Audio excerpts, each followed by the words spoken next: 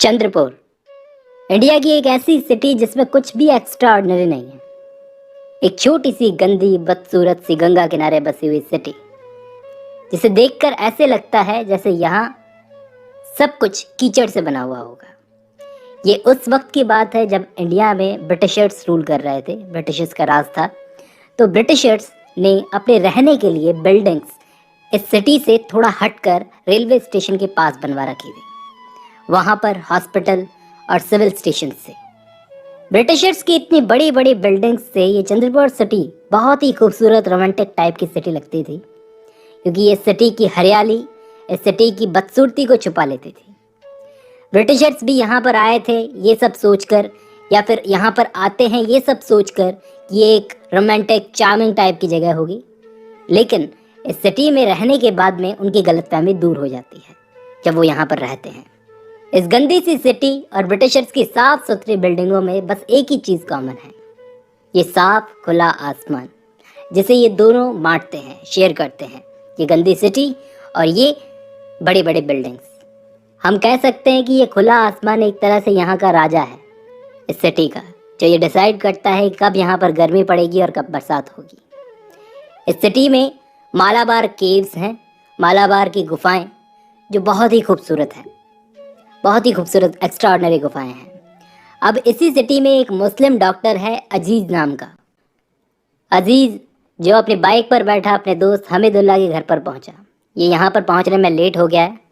वहाँ पहले से मौजूद थे महमूद अली नाम के एक आदमी, जो आपस में दोनों जने बात कर रहे थे, हमीदुल्लाह और महमूद। की चर्चा किस बात पर हो रही थी कि क्या ऐसा पॉसिबल है कि एक अंग्रेज़ और एक इंडियन दोस्त हो सकते हैं। महमूद अली बोला नहीं, कि इंग्लिश लोग कभी भी इंडियंस को अपना दोस्त नहीं मानेंगे। जबकि हमीदुल्लाह साहब पढ़े हुए थे कैम्ब्रिज यूनिवर्सिटी से, वहाँ पर इनके काफ़ी दोस्त थे, अंग्रेज़ दोस्त थे। तो वो ऐसे बोलते हैं कि इंडिया का तो पता नहीं, लेकिन ब्रिटेन में, इंग्लैंड में शायद वो दोस्त बन सकते हैं, इंडिया में नहीं। महमूद अली बोला कि नहीं भाईजान, ये लोग रेसिस्ट टाइप के होते हैं। तो हमीदुल्लाह बोला हाँ ये रेसिस्ट है, मैंने कब मना किया, लेकिन तब तक जब तक ये इंडिया के अंदर है। हम लोग अगर अंग्रेज़ों से ज़्यादा घुलेंगे मिलेंगे तो अंग्रेज़ों को लगेगा कि हम उन्हें बिगाड़ रहे हैं। अब मुझे देख लो यार, मैं इंग्लैंड में पढ़ा हुआ हूँ, इंग्लैंड में मेरे अच्छे अच्छे दोस्त थे, बहुत अच्छे अच्छे दोस्त थे। तो यहाँ पर अजीज़ बोला कि क्या फ़र्क पड़ता है, मैं तो इन बातों को इग्नोर करता हूँ। इन तीनों में इसी बात को लेकर आर्ग्यूमेंट होने लगा। मैं आपको बता दूँ, ये डॉक्टर अजीज़ जो है, इसकी वाइफ की डेथ हो चुकी है और इसने कभी भी लाइफ में दूसरी शादी नहीं की, ना ये करना चाहता है। ये खुश है अपने 3 बच्चों के साथ, और ये कभी कभार अक्सर अपनी सास के घर भी जाता है, मदर इन लॉ के घर पे। इसके बाद अजीज़ वहाँ बैठकर अपनी पोइट्री सबको सुनाने लगा। पोइट्री सुनकर इन लोगों को एक बार के लिए लगा कि इंडिया यूनाइटेड है। तभी अचानक एक नौकर आकर बोलता है अजीज़ को कि आपको मेजर कैलेंडर ने बुलाया है। अब अजीज़ ना चाहते हुए भी उसको जाना पड़ता है। उसने अपने बंगले पर बुलाया, पता नहीं क्यों बुलवाया है। तो बाइक उठाई जाने लगा, लेकिन रास्ते में टायर फट गया बाइक का, तो तांगा करवा लिया। और रास्ते भर वो जिस गली से गुजरा, उस गली का नाम किसी ना किसी ब्रिटिश जनरल के नाम पर रखा गया था। एक बार को तो इसको ऐसा लगा जैसे ब्रिटिशर्स ने हमारे पूरे देश के ऊपर एक जाल सा फेंक दिया है। मेजर कैलेंडर के घर पहुंचते ही नौकर से इसकी बहस हो गई, बाहर खड़े नौकर से इसकी बहस हो गई। और मेजर कैलेंडर उस वक्त निकल चुके थे और मेजर कैलेंडर की बीवी इसका तांगा लेकर चली गई। ऐसा ही करते हैं ब्रिटिशर्स इंडियंस के साथ में, ऐसा ही बिहेव करते हैं। अब ये घर की तरफ पैदल पैदल लौटने लगा, चलते चलते थक गया और एक मस्जिद में बैठकर रेस्ट करने लगा। अब ये इसकी सबसे फेवरेट मस्जिद है। इसका आर्किटेक्चर, इसकी ब्यूटी इसको बहुत पसंद आई, और ऊपर से चांद की रोशनी जो पड़ रही थी वो इस मस्जिद को और ज़्यादा खूबसूरत बना रही थी। इसका सपना है कि एक दिन ये खुद की मस्जिद बनाएगा, मतलब खुद से एक मस्जिद तैयार करेगा, एक रिलीजियस काम करेगा, और जो कब्र होगी उसके ऊपर पोइट्री ये खुद लिखेगा। लेकिन तभी इसने क्या नोटिस किया कि मस्जिद में एक अंग्रेज़ औरत भी आ चुकी थी। पता नहीं क्यों उस औरत को देखकर इसे गुस्सा आ गया। वैसे अंग्रेज़ों पर इसको गुस्सा तो था ही, तो औरत को देखकर गुस्सा आ गया कि ये लोग मस्जिद में भी घुसा है, मस्जिद को भी नहीं छोड़ा, ये कोई गुफाएं नहीं है जो जांच पड़ताल करने यहाँ पर ये आई है। तो ये उस पर चिल्लाने लगा, लेकिन वो अंग्रेज़ औरत बोली कि मैं जानती हूँ ये रिलीजियस प्लेस है और मैं जूते उतार के आई हूँ।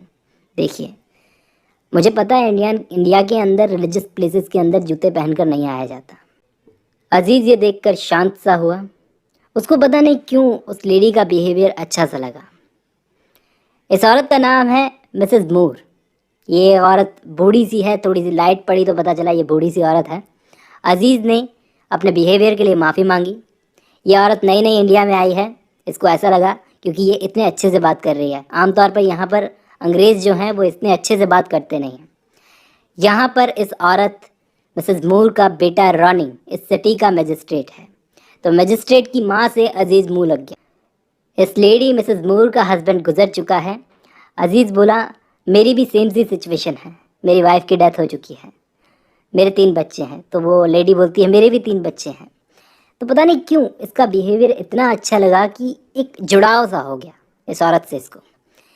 सारे अंग्रेज़ एक जैसे नहीं होते, ऐसा समझने लगा ये। मिसेस मूर को बताने लगा कि मैडम हमारे यहाँ पर ब्रिटिशर्स इंडियन से अच्छा बिहेव नहीं करते। मिसेस मूर बोली कि नहीं, मैं तो लोगों से मिलकर उन्हें जज करती हूँ। ऐसे ही बातें करते करते अजीज़ ने मिसेस मूर को उस क्लब में छोड़ दिया जहाँ वो अभी रुकी हुई थी। मिसेस मूर ने अजीज़ को गुड बाय किया। इसके बाद वो गई अंदर, क्लब के अंदर। वहाँ जाकर एक लड़की से ये मिली, एडला। ये एडला वो लड़की है, एक जवान सी लड़की है जो मिसेस मूर के साथ में इंडिया देखने आई है इंग्लैंड से, क्योंकि ये दोनों औरतें रियल इंडिया देखना चाहती हैं। खास करके ये एडला, ये तो बोलती है कि मैं रियल इंडिया देखने जा रही हूँ, लेकिन अभी तक इन दोनों को इतना बुरा लग रहा है क्योंकि जब से ये आई हैं रियल इंडिया देखने की बजाय ये पार्टीज़ में ही घूम रही है, ब्रिटिशर्स से ही मिल रही है, और अभी तक ये रियल इंडिया नहीं देख पाई हैं। इनकी एक्सपेक्टेशंस ख़त्म हो गई जब ये इंग्लैंड से यहाँ पर जो सपने सजाए आई थी रियल इंडिया देखने की, जो अभी इनको देखने को नहीं मिल रहा है। तो वहीं पर chief administrative officer mister tertian यहाँ पर आते हैं और इनको शराब ऑफ़र करने लगते हैं, इन लेडीज़ को। तो मिसेस मूर के बेटे रॉनी की वो तारीफ़ करने लगते हैं कि आपका बेटा तो ऐसा है, आपका बेटा तो वैसा है। लेकिन मिसेस मूर विश्वास नहीं करती कि रियली, मतलब अपनी माँ को, एक माँ को अपने बेटे पे विश्वास नहीं हो रहा है कि वाकई वो ऐसा है। तो ये एडला यहाँ पर फिर से अपनी डिमांड रखती है कि मुझे रियल इंडिया देखना है। तो वहीं पर पास से गवर्नमेंट कॉलेज के प्रिंसिपल मिस्टर सीरल फील्डिंग निकल रहे थे। उन्होंने एडला को ये रियल इंडिया देखने की बात सुन ली और उन्होंने कहा, सजेशन दिया कि मैडम आप रियल इंडिया देखना चाह रही हैं, उससे पहले इंडियन से तो मिल लो। लेकिन क्लब के लोग एडला को मना करने लगे कि इंडियंस से थोड़ा बचकर रहना, ये लोग अच्छे नहीं होते, थोड़े क्रीपी टाइप के, डिसरेस्पेक्टफुल टाइप के होते हैं ये लोग। तो मिस्टर टर्टन बोले कि मैं एक ब्रिज पार्टी रखता हूँ, कुछ इंडियंस भी वहाँ पर आएंगे तो मिल लेना। लेकिन मिस्टर टर्टन किस टाइप के इंडियंस को बुलाएंगे एज अ गेस्ट? बहुत ही बड़े बड़े टाइप के। ठीक है, तो एक बड़ी ब्रिज पार्टी होने वाली है। अब ये रॉनी अपनी माँ मिसेस मूर और एडला को लेकर घर जाने लगा।